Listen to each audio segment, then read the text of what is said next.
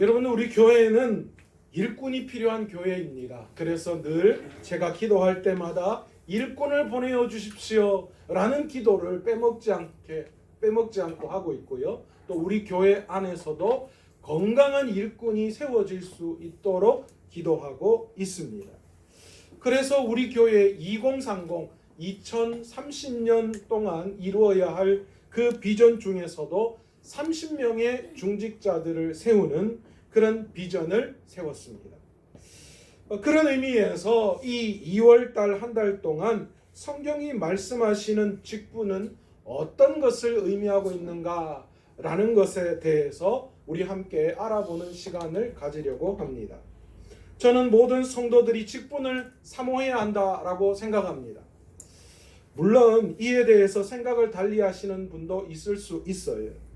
꼭 목사님 직분이 필요합니까?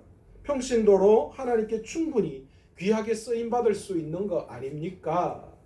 괜히 직분 자꾸 욕심내다가 그것 때문에 교회가 더 분란이 일어나는 경우를 참 많이 봤습니다 라고 말씀하시는 분들, 저도 그런 이야기를 들었습니다. 물론 틀린 이야기 아닙니다. 그런데 여러분, 직분에 대한 올바른 정의를 우리가 내릴 수만 있다면, 정확하게 과연 성경에서 말하는 직분이 무엇인가라는 거기에 대한 정의를 우리가 바로 내리고 있다면, 우리 모든 성도들이 교회의 직분을 반드시 사모해야 한다라고 저는 그렇게 생각합니다. 그래서 먼저 한국 교회가 가지고 있는 직분에 대한 잘못된 인식을 우리가 먼저 바꾸어 볼 필요가 있습니다. 첫 번째, 여러분, 직분은 자아 실현의 도구가 아님을 깨달을 수 있어야 합니다. 특히나 자신의 가치 실현을 위해서 직분을 사용해서도 절대로 안 됩니다.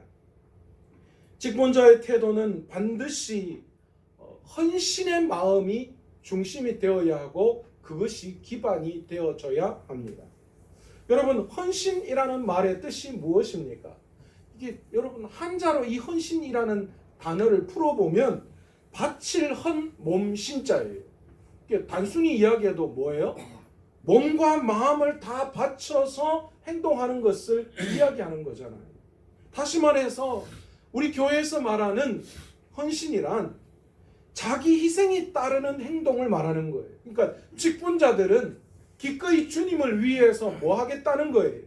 자기를 희생하겠다라는 생각을 가지고 있는 사람들을 말한다라는 거예요. 직분자는 교회 안에서 기꺼이 자기를 바쳐서 하나님의 뜻을 이루어내는 사람들을 말하고 있습니다. 그런데 많은 성도들이 직분을 마치 자기 자아를 실현하기 위한 하나의 계급으로 생각을 합니다. 그래서 자기가 직분을 맡았을 때에 자기 뜻을 마음껏 교회 안에서 드러내려고 한다라는 거예요. 또한 직분자가 되었으니 교회 안에서 자신의 기득권을 주장하려고 합니다. 예를 들자면 이거예요. 평상시에는 전혀 그렇지 않다가 장로가 되고 집사가 되고 권사가 되고 나니까 갑자기 마음이 내 허락 없이는, 내 생각에 안 맞으면 나는 앞으로 그런 거 절대로 못한다, 갑자기 이렇게 주장하는 분들도 있습니다. 아니면 지금까지 자신이 생각하고 있었던 불합리한 것들이 있었는데 이제 내가 직분자가 되었으니 이번 기회에 한번 확 다 뜯어고쳐야 되겠다 라고 생각하시는, 그렇게 행동하시는 분들도 있습니다. 그런데 여러분, 직분은 어떤 이유에서건 간에 내가 생각했던 그 어떤 것들을 실천에 옮기는 그런 도구가 되어서는 절대로 안 된다라는 거예요. 자신의 신앙적 가치를 추구하는 도구가 직분이 아닙니다. 내가 집사가 되었으니, 내가 권사가 되었으니, 내가 장로가 되었으니 이제 내가 생각하는 거 이런 거 한번 해보겠다. 여러분, 천만의 말씀이에요. 아주 위험한 생각이에요. 교회를 흩트리는 생각. 이런 행동들은 결국 교회가 원하는 직분자의 헌신이라고 볼 수 없습니다. 여러분, 직분자를 교회에서 뽑는 이유가 무엇입니까? 교회를 위해서 몸바쳐 헌신할 수 있는 자를 뽑는 것, 여러분, 그게 교회에서 직분자를 뽑는 이유입니다. 기꺼이 교회를 위해서, 하나님 나라를 위해서라면 자신의 목숨, 자신의 재산, 자신의 부귀와 영화마저도 다 기꺼이 내어놓을 수 있는 그런 믿음의 사람, 여러분, 그런 사람을 직분자로 뽑는 거예요. 그런 일을 감당하시는 분들이 직분자라는 거예요. 두 번째로, 직분자에 대한 잘못된 인식은 직분은 신앙의 척도로 결코 나타나지 않는다라는 거죠. 교회 다닌 지 1년이 지났으니까 세례를 받아야 하고, 세례를 받고 난 다음 1년쯤 지났으니까 이제 내가 집사가 되어야 하고, 집사 직분 받은 지 한 5년 10년쯤 되고 뭔가 좀 교회 안에서 움직이려고 하는 모습이 보일 때 안수 집사 후보가 되고 권사 후보가 되고, 여러분, 이런 기준은 도대체 어디에 있는 걸까요? 제가 그래서 한번 찾아봤어요. 우리 교단 법에도 있는가? 아니면 성경에서 말하는 이런 게 뭐가 있는가? 다 뒤져봤는데 없어요.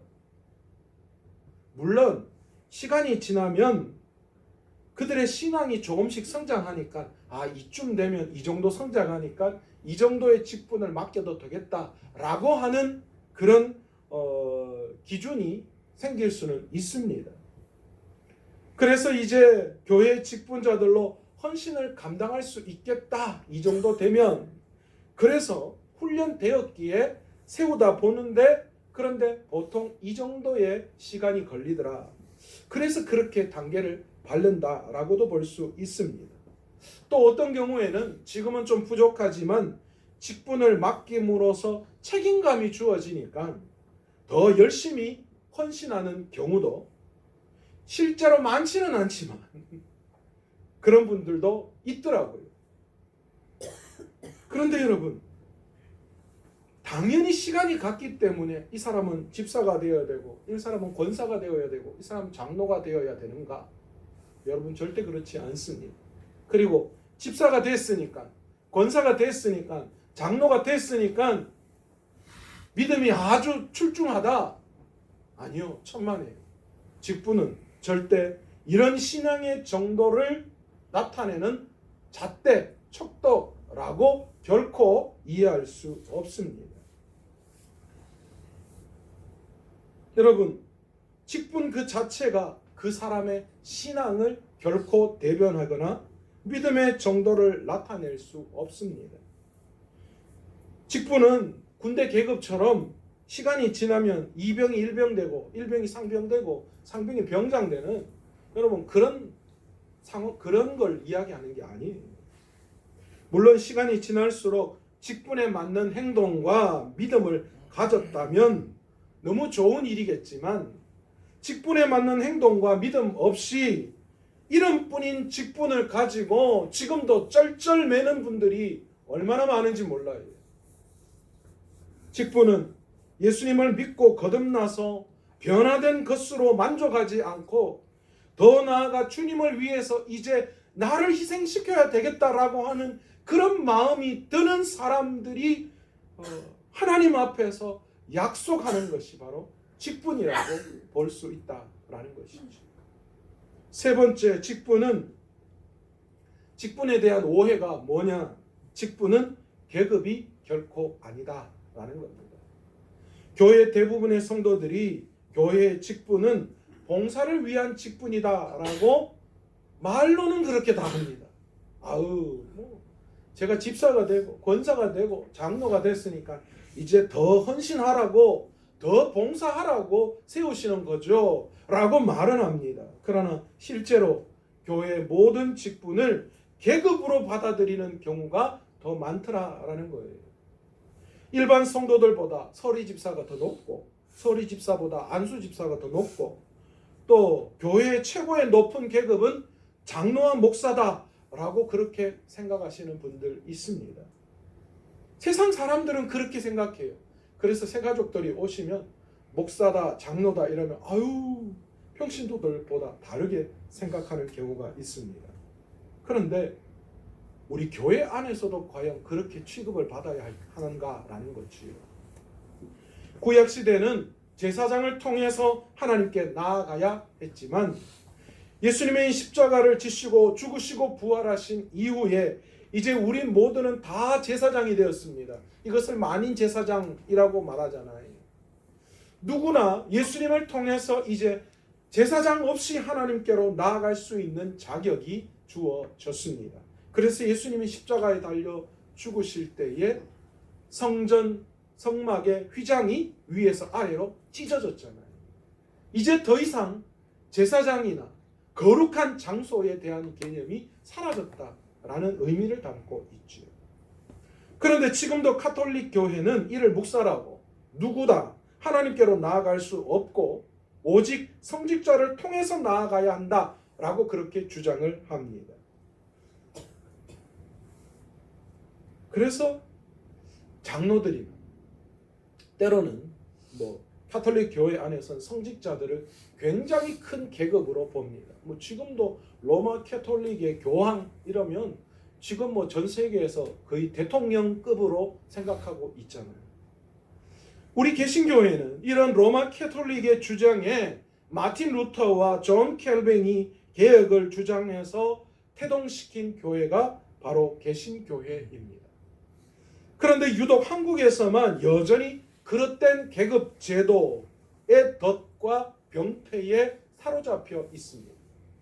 16세기 스위스의 제네바에서 종교개혁의 꽃을 피웠던 존 칼뱅의 장로제도는 로마 캐톨릭 교회의 교황 1인 체제를 반대하기 위해서 대의 정치를 내세우기 위해서 하나의 방편으로 활용했던 것이 장로제도였습니다. 그래서 존 켈빙은 자신이 이끄는 교회를 장로를 중심으로 하는 교회가 아니라 장로제도라고 부르지만 캐톨릭의 교회를 개혁했다라는 의미에서 리폼드 처치라고 그렇게 불렀습니다. 개혁교회라는 뜻이죠. 그러나 영국 스코틀랜드의 개척자였던 이 존 낙스가 이 존 칼빈의 이 개혁교회를 장로 중심의 교회, 장로 중심으로 운영되는 인적 제도를 더 중심으로 생각해서 그것을 받아들여서 장로교회라는 것을 세웠어요. 그래서 오늘날 우리가 몸담고 있는 이 프로스피테리안이라고 하는 그런 교회를 만들었어요. 이 장로교회라고 하는 뜻이지요. 사실 장로교회란 명칭의 효시는 바로 이 존 켈빙이 아니라 존 낙스에 의해서 시작되었습니다. 이 영국의 이 장로교회, 존 낙스에 의해서 시작된 이 장로를 중심으로 한 이 교회가 미국 땅을 미국으로 건너가서 그래서 거기에서 중심이 되어서 이 장로교회가 본격적으로 시작되게 되었던 것이죠. 그런데 이 존 낙스가 장로교회를 장로제를 중심으로 하여 운영되는 제도로 세운 만큼 이 장로교회의 장로제는 처음부터 계급과 서열로 오인될 요지가 다분했습니다. 그래서 미국 교회에서는 존 낙스의 장로교가 침례교나 감리교나 이런 다른 거에 비해서 훨씬 더 각광을 받지 못했던 것이 사실입니다. 여러분 그럴 수밖에 없는 게 미국이라는 사회가 어떤 사회입니까? 미국이라는 사회는 회중을 중심으로 하는 사회입니다. 그런데 이 장로제, 한번 장로되면 평생 장로로 된다라는 이런 제도, 그리고 그 장로가 모든 것들을 한다라고 하는 그런 제도가 미국 사회에서는 별로 그렇게 각광을 받지 못했던 거예요. 그래서 지금도 미국 사회에는 침례교가 훨씬 더 지금 큰 영향력을 주고 있습니다. 이 침례교 제도가 회중 중심의 제도예요. 이게 침례교회를 잠깐 설명하면 그런 거예요. 여러분처럼 여기에서 한 사람의 대표를 뽑아요. 그 사람을 신학 교육시켜서 그 마을에 그 중심 지역의 교회 목사로 세워지는 거예요. 이게 회중 중심의 교회예요. 누구도 어떠한 정치나 어떤 부분들에 모두가 다 참여할 수 있는 그런 제도가 갖추어진 것이 침례교회라는 것이죠. 그래서 미국 사회가 이 침례교회에 각광을 받았어요. 그런데 미국 사회에서 뭐 대통령 임기도 다 정해져 있고 시민을 중심으로 한 자유분방한 나라에서 사실 장로교라는 것, 존 낙스가 이야기하는 이 장로교라는 것이 잘 받아들여지지 않았어요. 그런데 이것도 사실은 잘못된 생각이에요. 이 존 낙스의 장로를 중심으로 한 제도적 어떤 것들로 잘못 받아들이니까 이 장로교가 미국에서 사실은 힘을 못 얻었던 게 되는 것이지. 그런데 여러분, 그럼에도 불구하고 미국 사회에서 장로교 제도가 얼마나 민주적이냐? 사실 미국의 장로교는요, 오늘날 우리처럼 이런 장로 제도라기보다는 이 장로에 되기 위해서 피선거권이 세대별로 주어져 있다라는 거예요. 이게 무슨 뜻이냐면 20대부터 시작해서 뭐 80대, 90대까지 각 세대별로 장로를 뽑는 거예요. 20대를 대표하는 장로, 30대를 대표하는 장로, 40대를 대표하는 장로. 그래서 그 장로들이 모여서 각 세대에서 주장하고 이야기하는 것들을 함께 이야기하면서 그곳에서 교회가 원하는 방향을 만들어 나아가는 것이다 라는 것이죠. 이게 미국에서 이야기하는 바로 그런 장로교입니다. 결국 미국에서의 장로교도 사실은 서열이나 계급이라기보다는 봉사와 헌신의 자리임을 분명히 나타내고 있죠. 그런데 이런 제도가 유독 이 한국의 가부장적인 사회제도, 그리고 특히 이 한국의 이 특유의 수직적인 인간관계와 접목되면서 직분이 계급과 서열로 조금씩 인식되기 시작했다라는 거예요. 목사를 포함해서 장로를 계급으로 간주했으니까 이제 교회 안에서 어떤 생각을 하느냐, 서리 집사와 안수 집사직도 장로에 이르기 위한 전 단계의 계급으로 생각해버리고 말았어요. 한국 교회는 이런 시대적 착오의 직분에 대한 그런 인식을 벗어버려야 합니다. 그래야 여러분 교회가 발전할 수 있어요. 교회마다 직분자를 세우고 나면 꼭 상처 있는 분들이 생겨나요. 그래서 교회를 떠났다라는 그런 이야기를 들을 때가 많아요. 왜 그렇습니까? 직분을 헌신과 봉사의 직이 아니라 계급으로 착각하기 때문이에요. 또 어떤 경우에는 직분자가 되고 난 다음에 당을 짓고 무리를 지어서 이 세력 저 세력, 양파 쪽파 대파 만들듯이 각 직분마다 각 부류가 있어요. 그래서 교회 안에서 그것을 거스리는 두 파들이, 세 파들이 서로 팽팽하게 경쟁하고 있는 안타까운 일들이, 교회가 하나 되지 못하는 일들이 일어나더라라는 거예요. 한국 교회에서 일어나는 모든 문제의 본질을 가만히 들여다보면 대부분 교회의 봉사직을 계급과 서열로 오해하기 때문에 나타나는 현상인 줄 믿습니다. 그러기에 수직화되고 서열화되고 계급화된 인간관계 속에서 우리는 그 모든 것들을 깨어버리지 않으면 참된 봉사, 참된 사랑, 여러분 이런 것들이 불가능한 거예요. 여러분, 서열과 계급으로 생각하는 사람들이 교회 안에 모여서 행하는 일들, 여러분 그런 사람들이 많이 모이면 많이 모여봤자 어떻게 하나가 될 수 있고 주님의 몸된 교회를 세워나갈 수 있다라고 이야기할 수 있을까요? 여러분, 우리는 모든 비성경적인 외적 공격으로부터 우리를 지켜내야 될 의무가 있습니다. 그러나 반면에 내 안에 하나님의 말씀을 왜곡하고 내 안에 있는 그 욕망을 떨쳐버려야 할 내적 공격으로부터 우리를 지켜야 할 의무도 있다라는 겁니다. 저는 우리 교회 직분자들이 이런 생각으로 헌신했으면 좋겠습니다. 교인들을 위해서 밤낮으로 기도하는 기도의 직분자들 되시기를 간절히 축원합니다.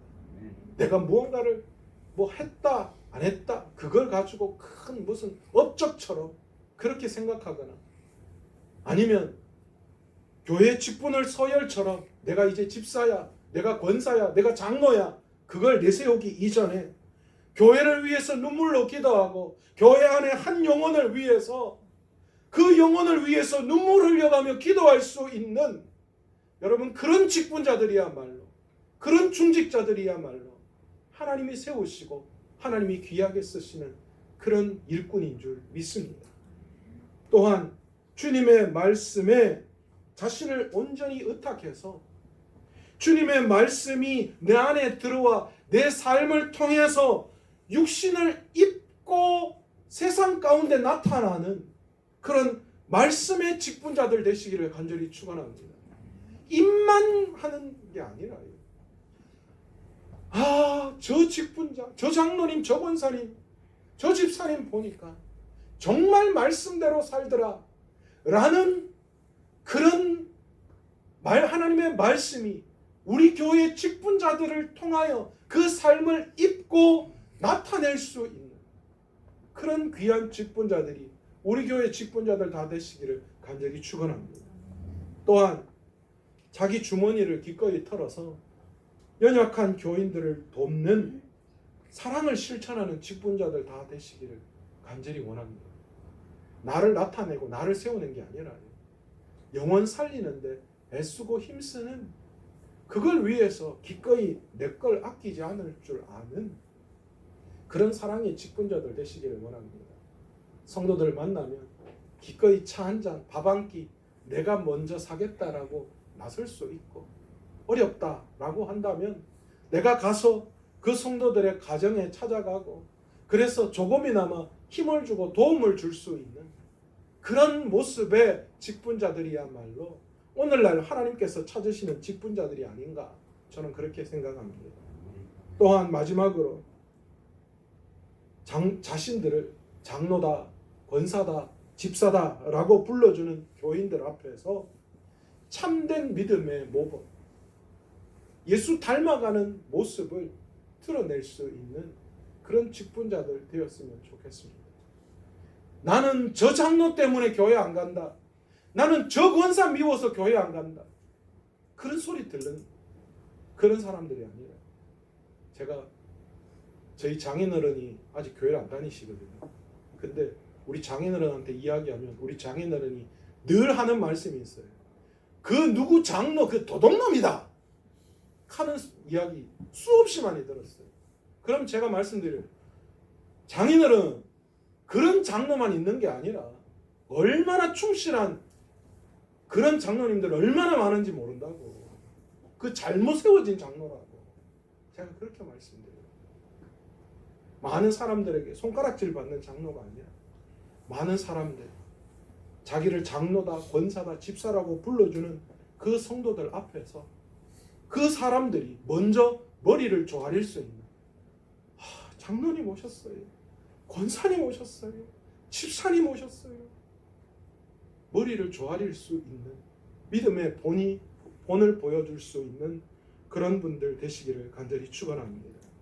그때 우리 교회 장로, 권사, 집사라는 호칭제는 서열이나 계급화되고 수직화되어지지 않고 그 모든 것들의 그 모든 병폐들이 바뀌어서 확실한 하나님께서 원하시는, 하나님이 말씀하시는 귀한 직분자들로 교회에 세워질 줄로 믿습니다.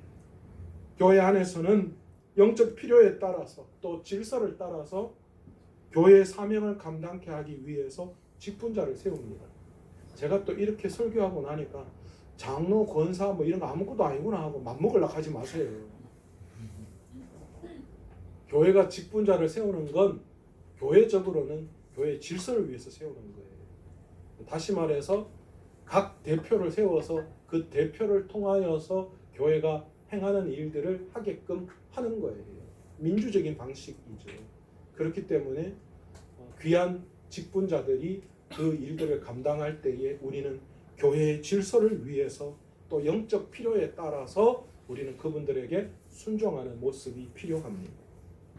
그렇게 귀하게 사명을 감당하기 위해서 직분자들이 세워집니다.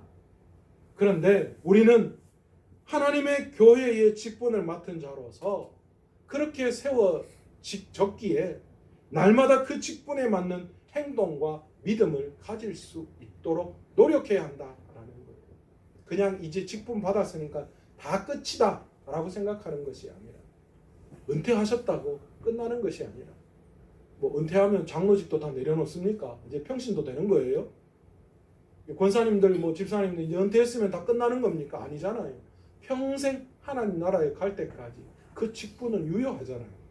물론 이제 연세가 되셔서 이제 그런 현직에서는 이제 조금 물러나겠지만, 그러나 그 마음은 하나님 부르시는 그날까지 동일하게 가지고 가야 하는 것인 줄 믿습니다. 그러기에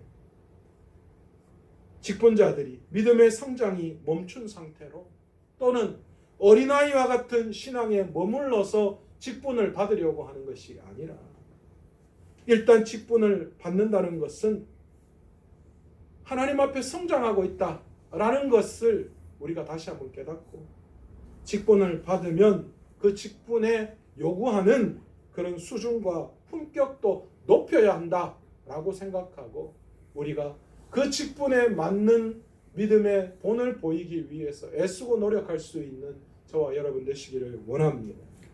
성도들은 시간이 지나면 지날수록 믿음이 성장하고, 그리고 그 믿음이 성장할 때에 행동이 변화되게 되는 거예요. 그런 영적 그리고 또 인격적 수준의 질을 높여야 합니다. 왜냐? 그리고 그것을 가지고 하나님 앞에 헌신자로 나아가야 하기 때문이라는 거예요. 그게 성도들이잖아요.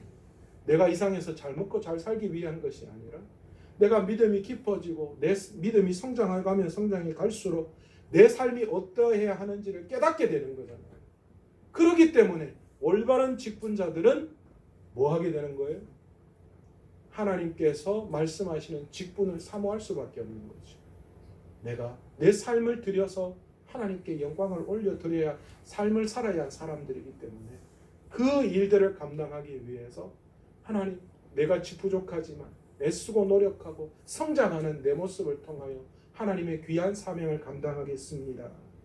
그런 사명을 감당하는 것을 사모하는 자, 여러분, 그 사모하는 성도들을 오늘 또 주님께서 일꾼으로 찾고 계시는 줄 믿습니다. 귀한 그 사명을 오늘 저와 여러분이 모두 감당하시기를 간절히 축원합니다.